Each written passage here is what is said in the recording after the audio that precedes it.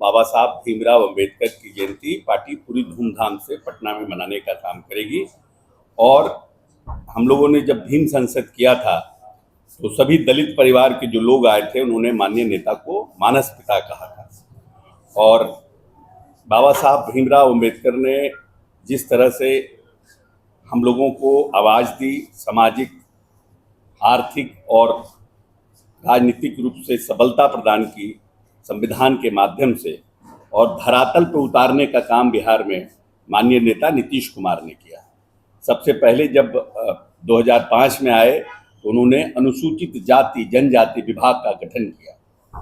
पहले नीतीश कुमार जी के पहले इस राज्य में अनुसूचित जाति जनजाति विभाग नहीं था, कल्याण विभाग हुआ करता था, जिसके माध्यम से पिछड़ा, अति पिछड़ा, अनुसूचित जाति जनजाति सभी विभागों का काम होता था।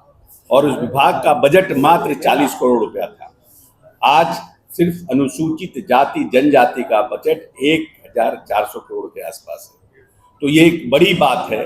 इस प्रदेश में महादलित मिशन का गठन करना, महादलितों के लिए विकास को गति देना, और खास करके 15 अगस्त और 26 जनवरी को समानता की जो लड़ाई बाबा साहब ने लड़ी थी, उसके लिए 15 अगस्त और 26 जनवरी को महादलित टोलों में, चाहे वो प्रदेश का मुख्यमंत्री हो, मंत्री हो, जिलाधिकारी हो, प्रखंड अध्यक्ष हो, उसको मैंडेटरी महादलित टोलों में झंडोत्तोलन करना, ये एक सामाजिक क्रांति का बड़ा निर्णय माननीय नेता का था। इसीलिए बाबा साहब के सपनों को साकार करने में जिस तरह से माननीय नेता ने अपने प्रदेश में नियम कानून बना करके उसको सबलता प्रदान किया है, इसीलिए हम सभी दलित भाइयों का यह कर्तव्य बनता है कि बाबा साहब की जयंती को हम धूमधाम से मनाएं। जिसने हमें अधिकार दिया, जिसने हमें समानता दी अपने संविधान में, और बाबा साहब को संविधान में इस अधिकार के लिए भी बहुत लड़ाई लड़नी पड़ी।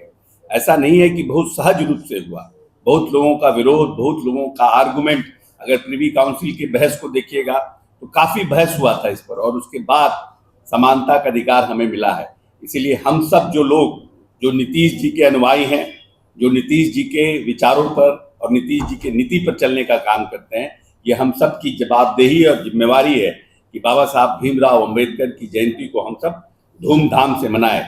और हम लोगों ने 13 तारीख का निर्णय इसलिए किया है कि वो एक दिन, वो रविवार है और पूर्व संध्या पर, क्योंकि हम लोगों ने पहले से माननीय नेता के कहने पर यह निर्णय किया था कि अंबेडकर जी की जयंती को और उनके शहादत दिवस को हम लोग बहुत धूमधाम से मनाएंगे।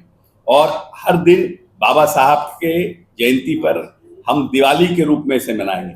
इसीलिए अंबेडकर वादी लोग जो अंबेडकर की समानता के अधिकार की लड़ाई के साथ सजग रूप से खड़े हैं, उन सब की ये जवाबदेही बनती है कि हम सब दलित टोलों में उस दिन हर घर में जिसका जितना हैसियत है कम से कम एक दिया जरूर जलाएं, क्योंकि उसी अंबेडकर जी की सोच से हमारे जीवन में उजाला आया है।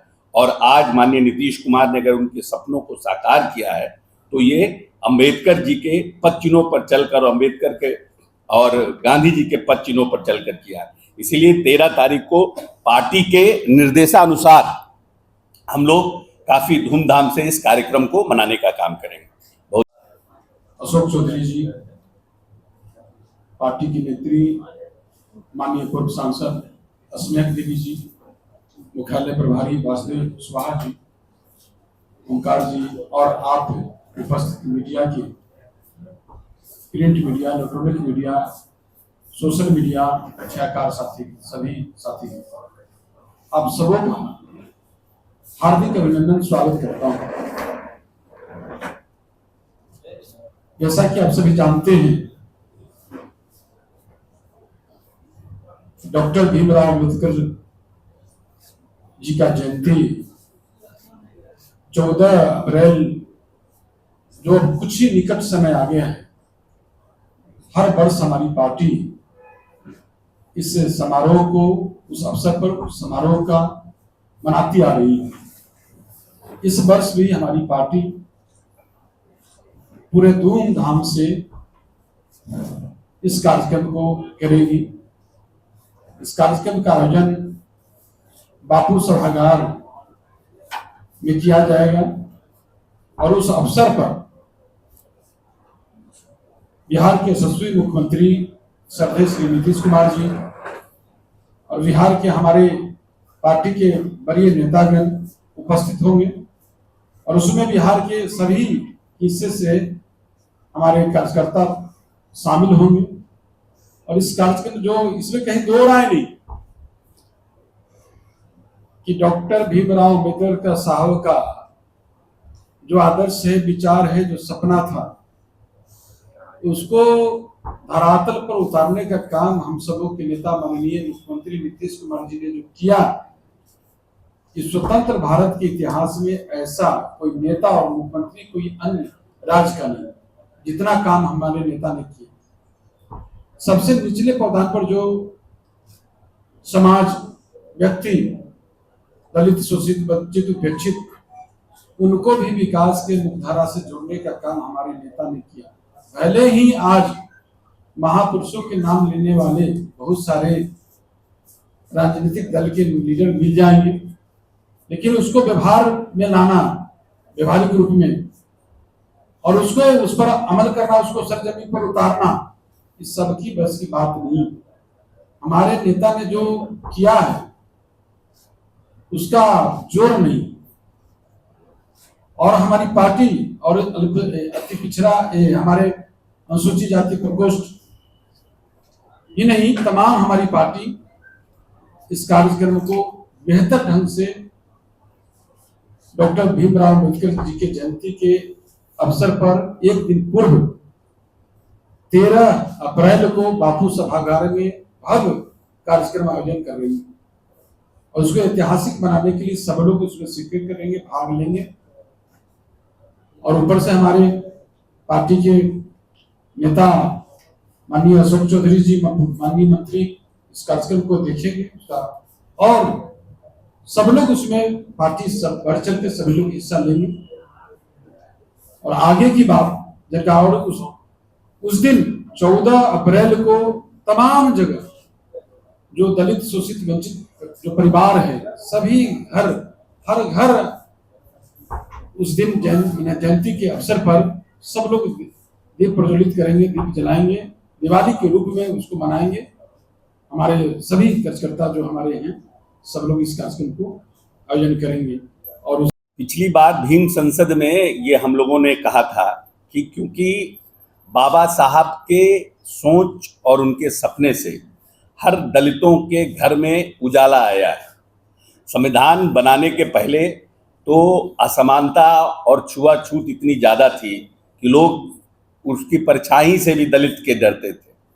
और आज 70-75 बरस बाद माननीय नेता के 20 बरस के कार्यक्रम में निश्चित रूप से हमारे यहाँ समानता है, बहुत सी योजनाओं का, और किस तरह से 20 वर्षों में नीतीश जी ने आर्थिक, सामाजिक और राजनीतिक रूप से हमें सबलता प्रदान की है, जिससे हम आगे आ सके। चाहे वो पंचायती राज में आरक्षण हो, चाहे उन्होंने इस प्रदेश में लघु जो हमारा उद्योग है उसके माध्यम से, चाहे परिवहन योजना के माध्यम से, चाहे हमें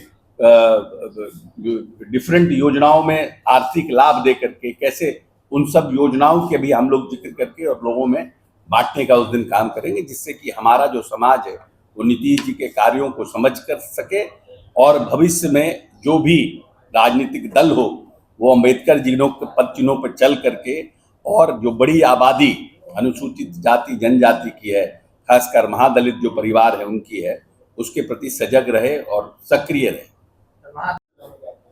कानून व्यवस्था के लिए जाते हैं और उनके राज्य में अगर अपराध पर डिबेट हो रहा है, अपराध के मुद्दे पर वो घेरने की कोशिश हो रही है, तो कैसा लगा?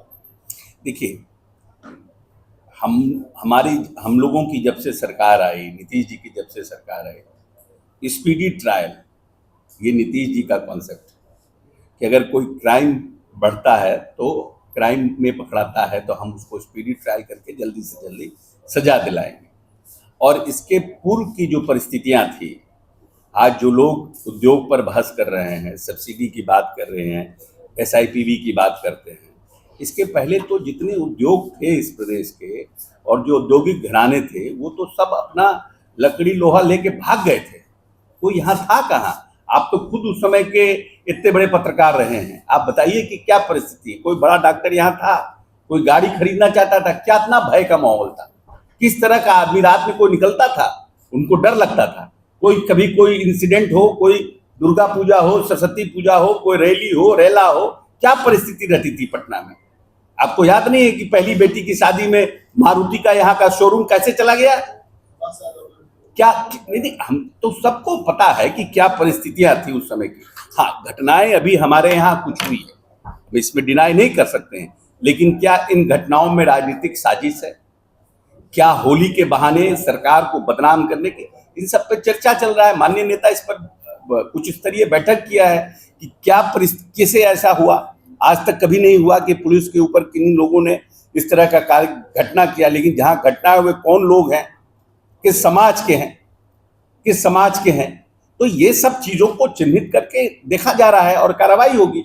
हमारे यहाँ एक भी व्यक्ति हमारी पार्टी में ऐसा नहीं है जिसको अपराधियों को संरक्षण देने का आरोप हो।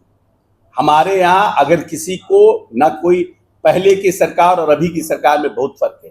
घटनाएं हुई है उस पर हम सचेत हैं, संवेदनशील हैं।